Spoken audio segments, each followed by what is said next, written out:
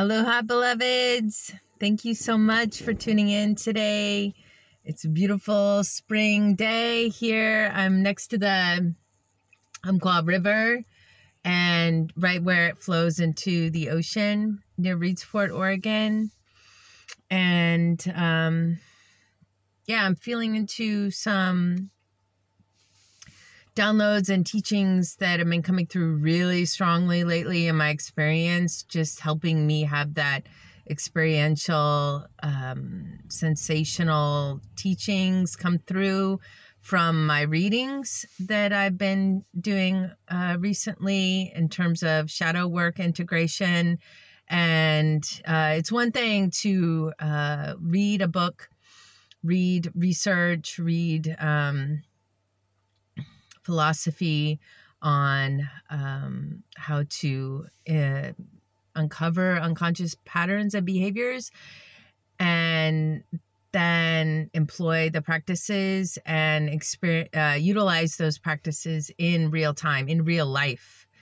And so I've been given, so gratefully, the opportunity to employ these practices in my daily experience in some really intense ways in relation to others and in relation to myself and my own thought patterns and my experience externally. And the magical adage that so within, as within, so without is so true.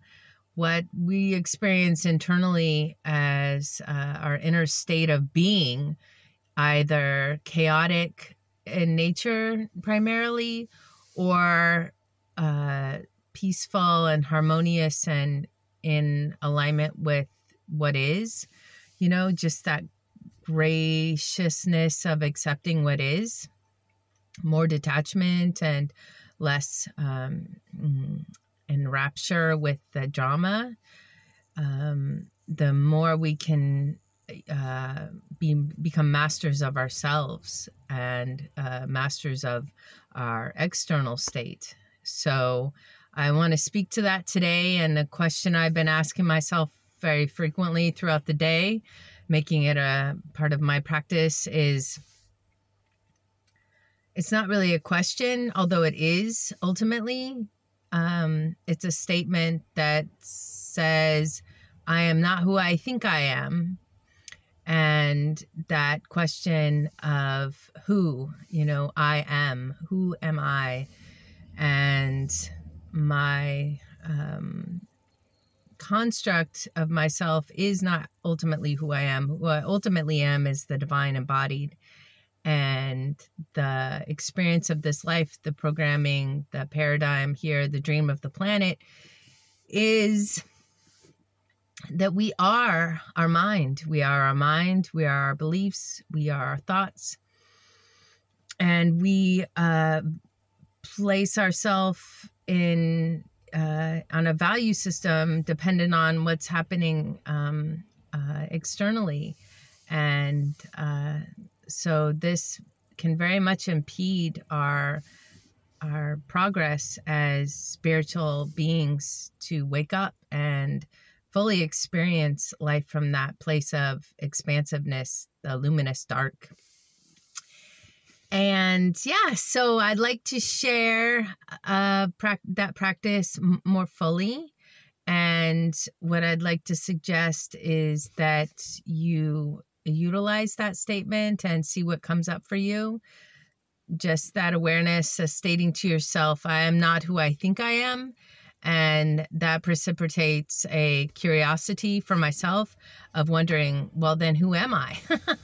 So, that's a good question, right? And it also, lately I've been thinking about my outward experience and what I'm allowing myself to have, and taking accountability and responsibility for that more fully.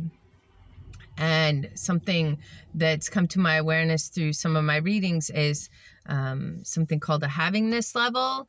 So a havingness level is how much we'll allow ourselves to have, how much sensation we'll allow ourselves to experience, high sensation.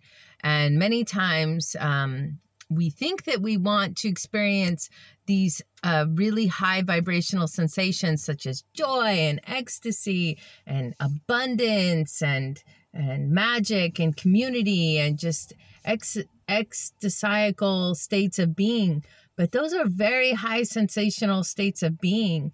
And as human beings, and because of the programming, we may not be able to allow ourselves to experience these high sensations without turning ourselves off. And so that's what I'm talking about in terms of havingness level.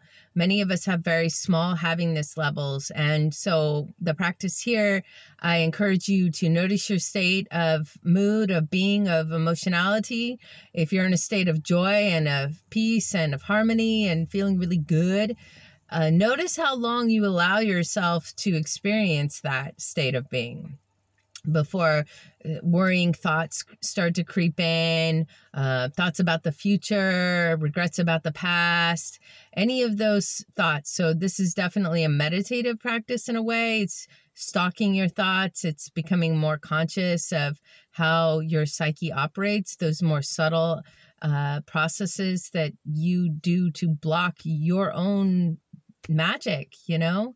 So I encourage you to notice, that's your homework, to notice when you're in a good mood, when you're in a good state of being, and then how long you allow yourself to stay there, and then what you yourself specifically do to turn yourself off, to cut yourself off from that feeling.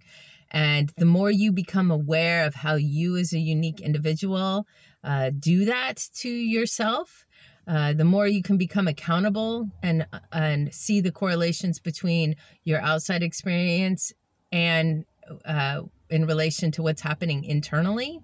And that allows you to shift it.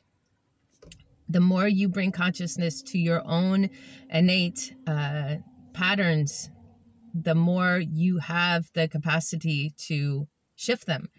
And this is some deep work, you know, it is called the work and it's a lifetime venture. That's what we're here for. We were born into this realm, into this paradigm for a very specific reason.